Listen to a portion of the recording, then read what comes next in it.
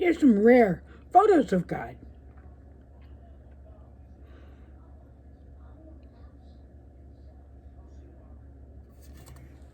Welcome back to the YouTube channel for my book, Why You Don't Believe in God Anymore. Oh, why you don't go to church anymore. I should learn the name title of my own book, don't you think? This is episode number 3. Today we'll cover some more about what Christians believe about the nature of God. First, although it purports to be a not monotheistic religion, meaning having only one God, Christianity consists of 3 entities: God the Father, Jesus his Son who became human, and the Holy Spirit. Confusingly, each of them has individual responsibilities and personalities as you'd expect 3 beings to have. We know very little about the Holy Spirit. The Bible doesn't talk much at all about him or her or who or it. Now, all these are said to be one. This is eerily reminiscent of a God that came way before the Christian one, the Hindu god Atención, who is also a 3-in-1 God. What do Christians believe about the powers God has? He, yes, in Christianity, God is a he, is supernatural. He's the only God there is. He created the universe. He's the keeper of heaven. He is everywhere, meaning he's omnipresent.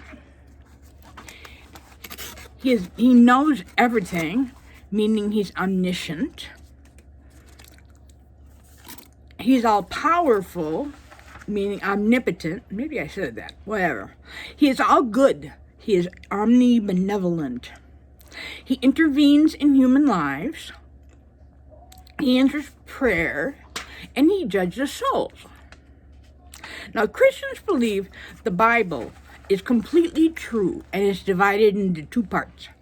In the first part, the Old Testament, God created the Garden of Eden, waged a heck of a lot of wars, got fed up with humans and flooded the whole earth, and every person and every animal drowned, except for Noah's group. God made a bet with the devil, and a man named Job lost his family, his health, his property, and more. The concept of original sin was created for the first time. And God caused the writing of both the Old and New Testaments, and that's why God is 100% true. Oh yes, it's all true. The Bible tells you that explicitly. Thy word is true from the beginning, and every one of the righteous judgments endureth forever. That's from the 119th Psalm, verse 160.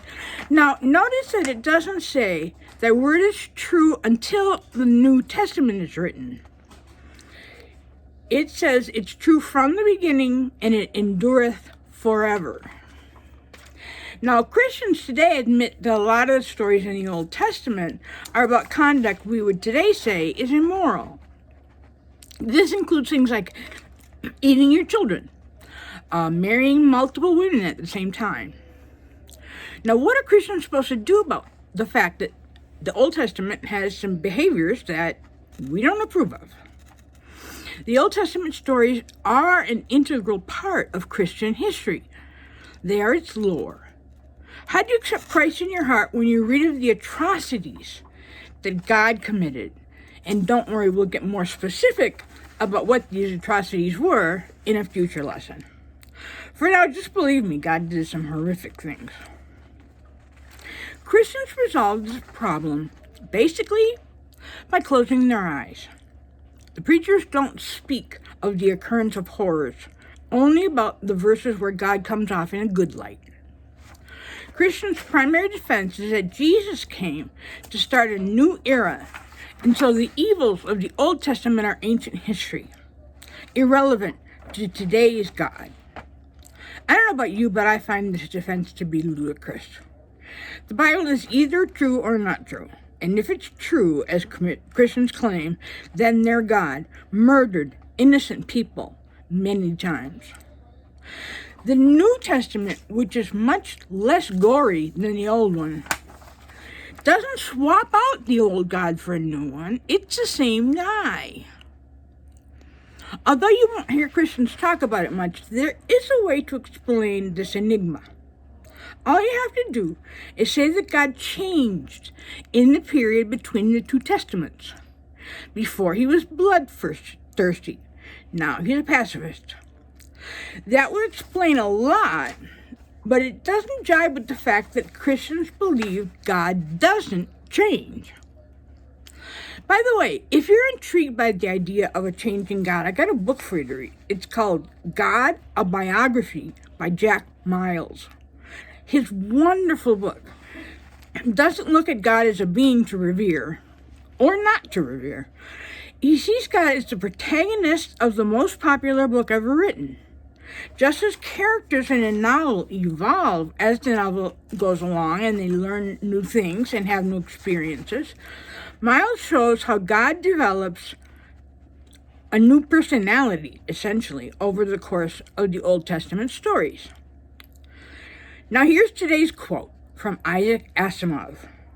Properly read, the Bible is the most potent argument for atheism ever achieved.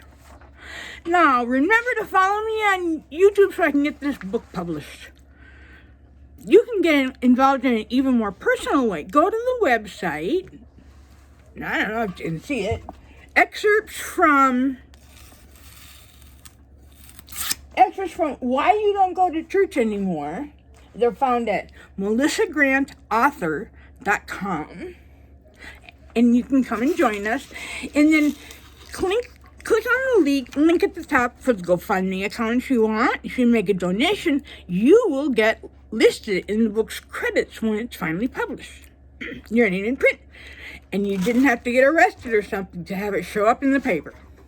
Ciao for today. Thank you.